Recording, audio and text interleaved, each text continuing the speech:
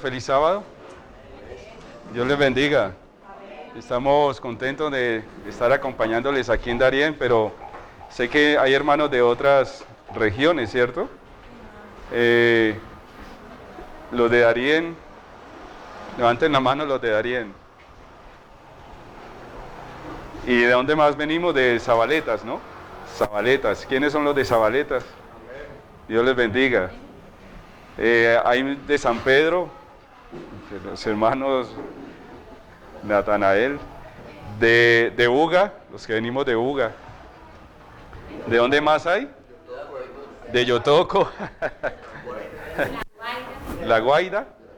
La Guaida, ¿dónde están los de La Guaida?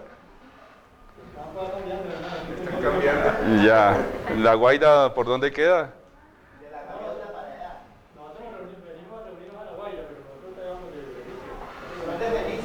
Ya. ¿Y dónde más hay, hermanos? La Cumbre. ¿Dagua? ¿Dónde están los de Dagua? Bienvenidos, hermanos, Dios les bendiga. Bueno, ¿hay más hermanos que no le hayamos dado la bienvenida? Ya están todos, ¿cierto? Bueno, hermanos, Dios les bendiga. Que el Espíritu de Dios nos acompañe en este día y que la sangre de Cristo sea para nosotros ese refrigerio, ¿no? Para empezar cada día a fortalecernos más y a prepararnos para su pronto regreso. Estamos viviendo épocas que estaban profetizadas hace mucho tiempo y que nosotros somos privilegiados de que con nuestros ojos, con nuestro entendimiento, seamos testigos del cumplimiento de las profecías. Nosotros somos la generación que vamos a ver a Cristo venir en las nubes del cielo. Para eso tenemos que prepararnos. Y parte de esa preparación es mantener esa comunión personal con Cristo.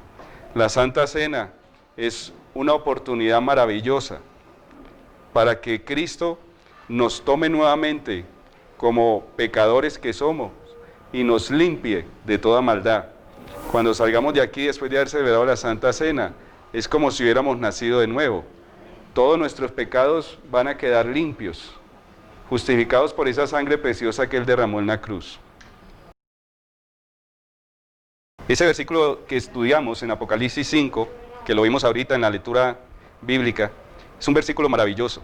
Presenta a Jesús con dos tópicos, con dos facetas. Presenta a Jesús y le da dos nombres.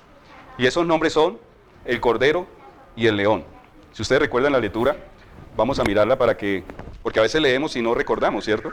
Vamos a recordar Apocalipsis 5, versículos 4 al 6.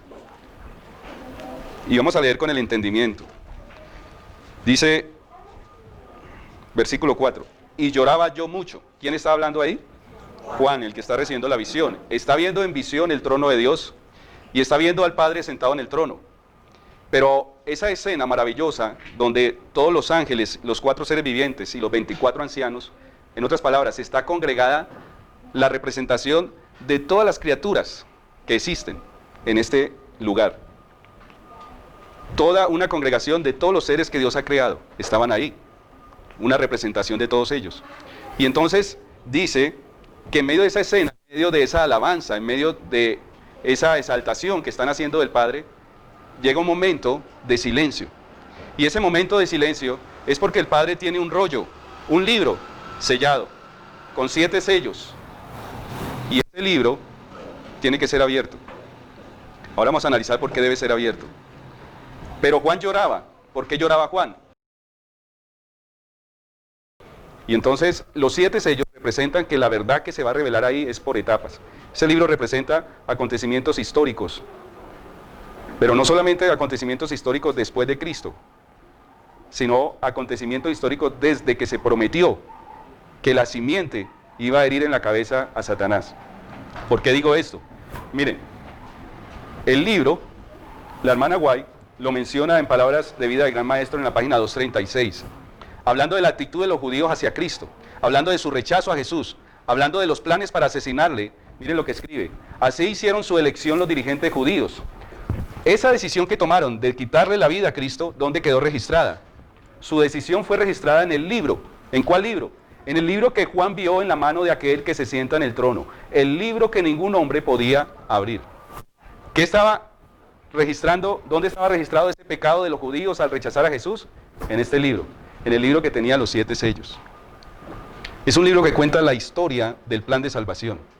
Y era necesario abrirlo, que si ese libro no se abría, significaba que el plan de salvación había sido fracaso, había sido abortado. ¿Recuerdan en el Getsemaní? En el Getsemaní Jesús estuvo a punto de abortar el plan de salvación. En el Getsemaní Jesús ora: si puedes pasar de mí esta copa sin que yo la beba, pero no se haga mi voluntad. Quería decir que él quería no beber esa copa, que él quería abortar ese plan, quería irse para el cielo y no pasar por la cruz. Si el Padre no interviene, si el Padre no ejerce su voluntad, ninguno de nosotros llegaríamos a ser salvos. Porque en el libro estaban escritas las etapas que se debían cumplir para el plan de la salvación. Por eso debía ser abierto. Si esas etapas no se hubieran cumplido, ese libro no había podido ser abierto. Y uno de los ancianos me dijo: no llores. He aquí que el león de la tribu de Judá, la raíz de David, ha vencido para abrir el libro y desatar sus sellos. ¿Cuál es el consuelo que se le da a Juan? Hay uno que sí lo puede abrir. Hay uno que es digno. ¿Saben qué significa la palabra digno? A nosotros nos han enseñado muchas veces de manera distorsionada que hay personas que no son dignas para celebrar la Santa Cena, ¿cierto? Y utilizan un versículo de Pablo que dice que el que se considere indigno, ¿cierto?, no debe participar. Y entonces se utiliza mucho para distorsionarlo, de manera que señalan, hermanos señalan a otros, y a veces no se lo dicen abiertamente, sino que cuchichean y rumoran y dicen: ve, ¿y este por qué va a celebrar la cena? ¿Eso es correcto? O cuando están en la iglesia organizacional, se van donde el pastor y le dicen: vea, es que Julanito de tal va a celebrar la cena, yo no estoy de acuerdo, eso está mal que él celebre. ¿Eso es correcto? ¿Quién no debe celebrar la Santa Cena? ¿Quién es indigno de celebrarla? Todos somos indignos. ¿Recuerdan la oración del publicano? ¿Cierto? El fariseo y el publicano. ¿Recuerdan que oraba el publicano? Señor, sé propicio a mí, pecador. ¿Cierto? O sea, yo soy indigno del perdón. Todos los seres humanos somos indignos. No merecemos la vida eterna. No merecemos ser perdonados. Nosotros merecemos ser destruidos. El pecado es muerte y nosotros somos pecadores. El único que no pecó, siendo hombre encarnado, fue Jesús. Es el único digno.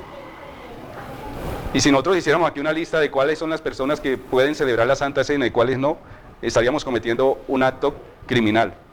Porque el Espíritu de Profecía dice que a nadie se le debe negar participar de la cena del Señor. Porque si la persona lo desea hacer, yo no le puedo cerrar la puerta de la salvación. Él va a ser perdonado en ese momento. Está aceptando a Jesús, su sangre derramada en su favor. ¿Y quién soy yo para decirle: usted no puede? Fariseos, ¿cierto? Muchos hermanos actúan así. Cuando yo me considero mejor que otro, soy un fariseo. Y es el pecado más aborrecible. Por eso produce náuseas en las entrañas de Dios. Por eso los vomita de su boca. Cuando yo me creo santo, cuando me creo mejor que otro. Todos necesitamos de la sangre de Cristo. Y nadie estará en el cielo si no es por esa sangre. Por eso el único que podía desatar el libro era aquel que había venido como león. Primero vino como cordero. Pero en su batalla, en su lid contra Satanás, luchó como un león, como un guerrero. En el Getsemaní, arrastrado por el suelo, sudando gotas de sangre, era un guerrero que estaba luchando una batalla. Y esa batalla tenía como fin su propia salvación, porque podía llegar a perderse, y la salvación de cada uno de nosotros. Jesús estaba peleando una batalla cargado con los pecados de cada uno de nosotros, de la humanidad entera, y por eso se arrastraba y moría literalmente en el suelo. Pero peleó como un león herido, y finalmente venció. Por eso se le utiliza ese título, el león. El león es un rey, es el rey de los animales, es fuerte. Pero Jesús también es cordero, el más manso de todos. ¿Sí ven las dos facetas de Jesús? El más humilde, el más manso, pero el más fuerte, el todopoderoso, el que no ha perdido ni una batalla.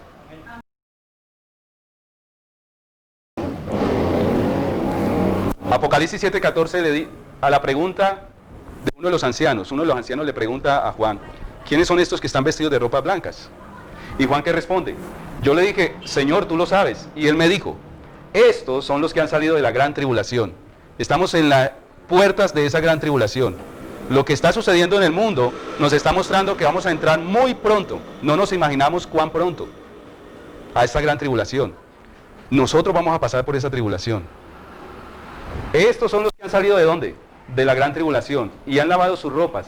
Y las han emblanquecido ¿dónde? En la sangre del Cordero. ¿Cuándo emblanquecemos nosotros nuestras ropas en la sangre del Cordero? Para poder estar en el cielo hay que hacer esa operación. Emblanquecer nuestras ropas en la sangre del Cordero. Quiere decir que esos que están vestidos de ropas blancas, inmaculados en el cielo, fueron grandes pecadores. ¿Pero qué hicieron? Lavaron sus vestidos en la sangre de Cristo.